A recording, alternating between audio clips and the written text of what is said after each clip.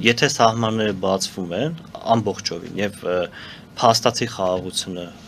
տիրում է, հետեւաբար բոլոր կողմերի մոտ կապ չունի միջազգային հանրություն, Հայաստան, Թուրքիա, Ադրբեջան, հարց առաջանում, թե որն է այդ պարագայում այդ ռազմաբազայի նպատակը։ Եվ մենք ուզենք թե չուզենք, քաղաքական գործընթացները այնպես են զարգանալու, որ այդ խոսակցությունները բացվելու են։ Իսկ այդ պարագայում, եթե իրոք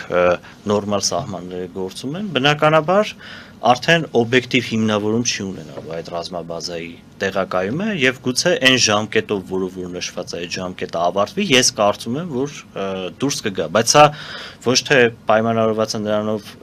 եմ ասում, որ հիմա լավ չի, որ այնտեղ է կամ խի է այնտեղ, այդ հարցի մեջ չխորանանք։ Եթե ընդհանուր գլոբալ ապաշրջապատումը տեղի ունենում ու այս ամեն ինչը բնականաբար, ասենք, սրանք հարցեր են, որ բոլորի մոտ առաջանալու են եւ արդեն իմաստ ուղղակի այդ ռազմաբազան այն բանել հավելյալ իրավիճակը լարելու է։